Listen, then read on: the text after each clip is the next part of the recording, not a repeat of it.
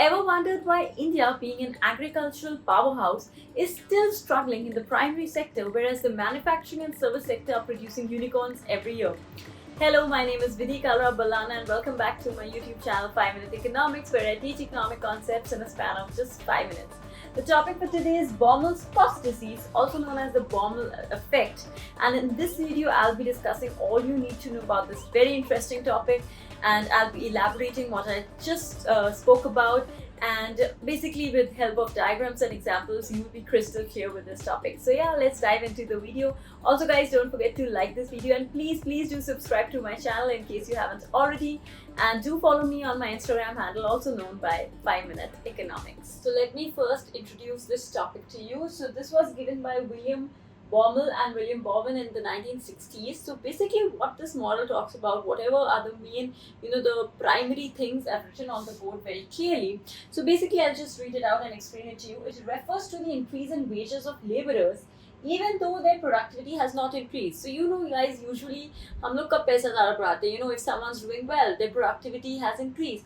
But in this case, it's the opposite way. It says that even though the productivity or skill of the worker has not increased, the owner of the firm or company or factory is bound to increase the wages of the people. Why? Because now labor of course is very you can move from one industry to the other, right? So they can easily be hired by people who are paying much more. So to prevent that movement of labor from one industry to the other, basically they give higher wages even though their productivity hasn't increased. So this is why, because of competition, as I mentioned, and labor of course is in limited supply. In India we still have a lot of labor. In outside countries we know that the cost of labor is so valuable.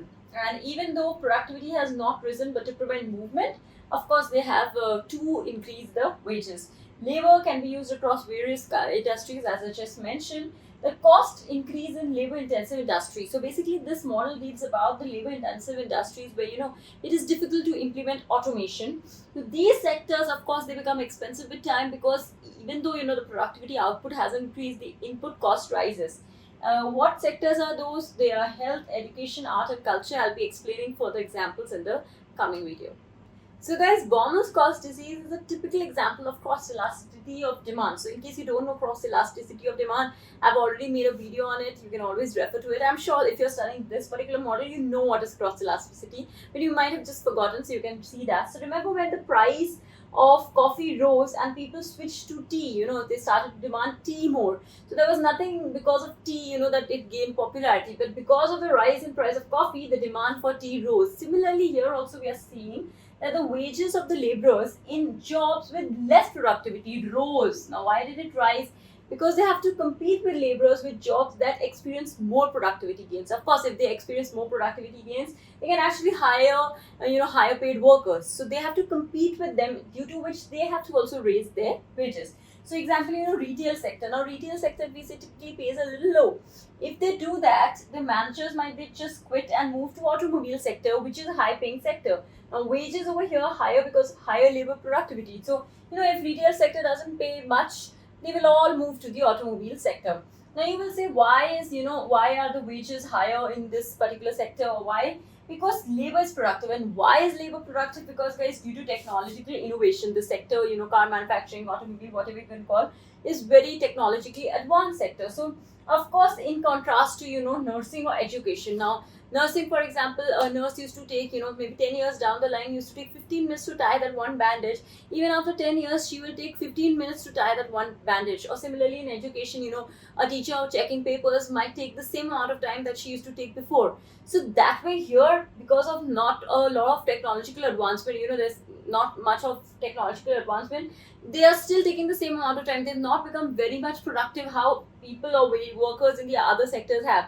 But they have to retain people in this sector, due to which they experience a rise in wages. In the start of my video, guys, I gave you a classic example of an agricultural sector. So we know agricultural sector, the productivity has been slow. We know that government has pushed various initiatives, schemes, all of that has been done, but yet the technological advancement in this particular sector has been a little slow. Of course, if you compare it to the West, it's still slow. Slow productivity, which of course leads to higher cost, yet they need to pay to retain the workers, the farmers, Else what happens, right? With all the farmers, not all, some people might just run away to the cities and do rickshaw pulling, yeah, koi choti si shop laga lega, whatever. They'll all move to different sectors, so they have to pay them a certain amount. That's why government also fixes minimum prices and all what the farmers get. So let's not get into that, but basically, even though the sector has been slow, yet they have to be paid and their wages have to increase so that the people don't run away to the other two sectors. So guys, I've taken the simplest diagram and the simplest explanation to explain you this concept further in detail. So here we see we've taken time on the x-axis and price or cost on the y-axis, that how with time the price or the cost changes. And we see we've taken car and education as the two sectors. These are the two PPS, the red and blue line. So what we are trying to show basically through this diagram, I know it's not the best diagram I could draw, but just try and understand it. The explanation is more important than it. So productivity improvement in the automobile or car sector definitely leads to a cost reduction because of efficiency of labor, as I already taught you, right? So this happens, we see that graph of the automobile sector is downward sloping, indicating that with time, our cost is decreasing. And why is it decreasing? Because of increase in productivity. However, on the x-axis, where we've taken education, they experience a slower growth, of course, because there's no, we see no such productivity due to labor-intensive sector. Here, the graph shows a flat line, which shows that basically with time the cost remains constant, or maybe even rises over time. So this is the flattish, this line, downward sloping line. This is for the car sector, and this second line, which I'm trying to show. Here you can understand this is a more flattish line. This is not how downward sloping it should be. With time, we notice initially the gap is very limited, but with time we see the gap widens, showing the disparity in cost. So what will the education sector do? They definitely have to increase the wages. They have to put in more, the Baumol effect says that they have to put in more cost to retain their employees. So what is the basically crux of is that automobile sector is a high growth sector. They, with time, the cost reduces. Wherever now education sector faces challenges in cost reduction, and with time we see the gap widen. So basically the slopes have to be known downward, and how it is flattish because it is not falling over time. And you should know that with time the gap widens. So this is all about this particular topic, guys. I hope this video was useful for you. If it was, do like this video and do comment it in the comment section below. And thanks so much for watching, and I'll see you in the next video pretty soon.